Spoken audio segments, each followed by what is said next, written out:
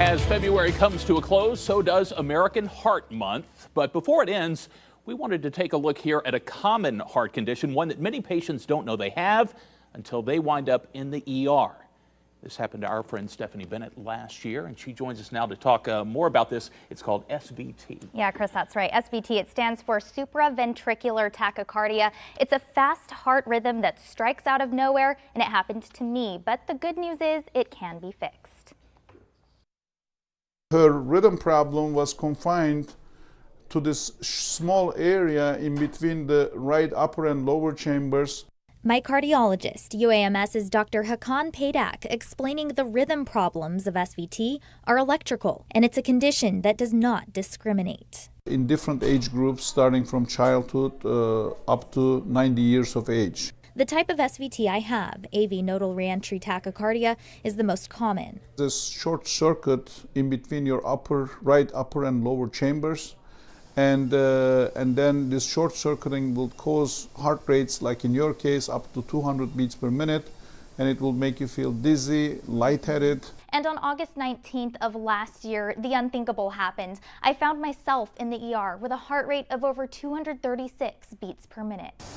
Fortunately for me, my SVT was caught on an electrocardiogram while I was in the ER. It's very difficult to diagnose at times. Oftentimes, SVT is mistaken for panic attacks. That's why Paydak says it's so important to seek medical attention immediately if your heart is acting up. When I met with him shortly after my diagnosis, we made the decision to do a procedure called an ablation. It took 4 hours. Paydak and his team inserted 4 catheters into my heart. We induced the rhythm problem during the procedure by pacing your heart. And he was able to identify the short circuit in my heart and then burn the extra pathway that was causing the SVT. The main reason why I went into this field, because we can cure patients and the patients would not need to be on any medications the rest of their lives. And I'm happy to say it was a success.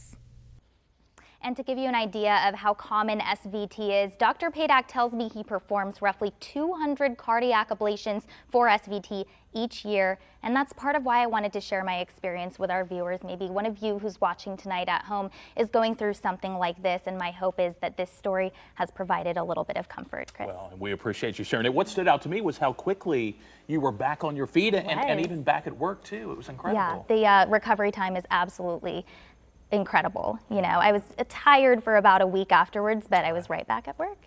Well, it goes without saying how happy we are. You're doing well. And Thank you. Stephanie, thanks. Well, while SVT, by the way, isn't life-threatening, we are told that frequent episodes can